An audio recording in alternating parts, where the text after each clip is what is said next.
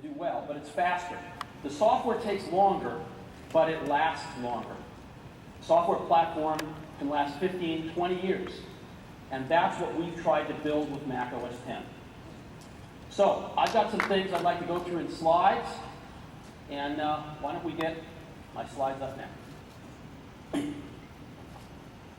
All right. So before I delve into Mac OS X, I'd like to talk about some hardware things for a minute, some things that have been happening recently. Now, a retailer. We announced this last week that we're going to be opening 25 stores across the U.S. in 2001. And I want to give you a briefing on this if you're interested, so you know what we're up to. You interested in this? Yeah. So I'm very excited about it. And our first 2 stores opened this past weekend.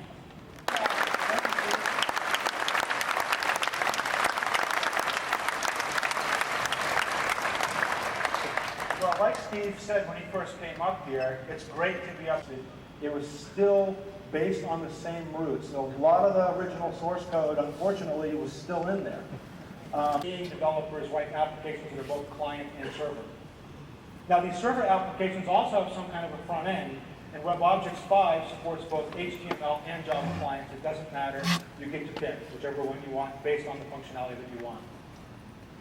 What is not well known is that WebObjects is a widely used technology today. It is used by many of the top sites on the internet today.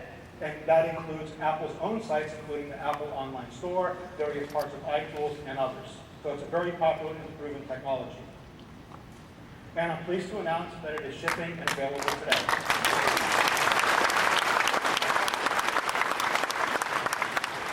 Next, I'd like to talk about Mac OS X Server, and in particular, Mac OS X Server version 10.0. That's a mouthful. Okay, we like to think of Mac OS X Server as combining the ease of AppleShare with the power of Mac OS X, and we have product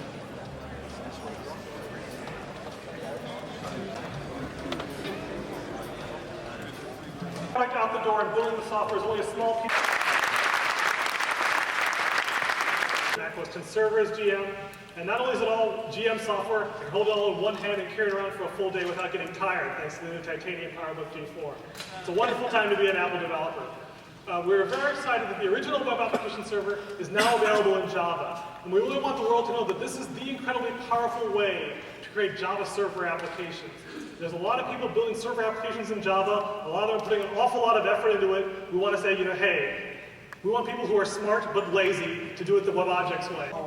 Can offer you enabling applications on Mac to connect to Oracle. If we can turn up the light on the audience, I'd like in the aisles. I encourage you to line up by the mics. Please state your name and affiliation when you're asking questions.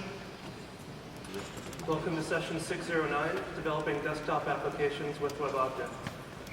I'm Ron Lusang, and I'm an engineer with the WebObjects group. So Yeah, we like that. So let's start over here. Can you please state your name, the company you work for, and your question is? The question is on that. HTTP is normally one directional, but I'm wondering, is that true in this particular case? It's read-only? So we only send something to the client if the client actually makes a launch.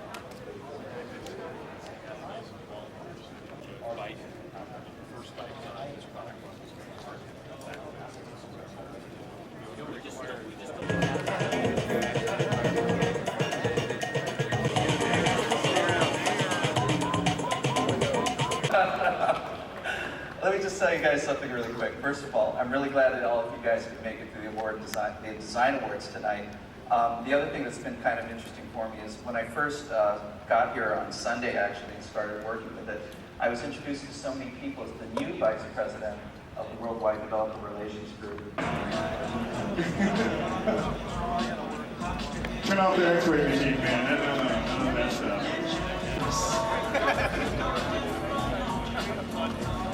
Okay, we'll see you guys.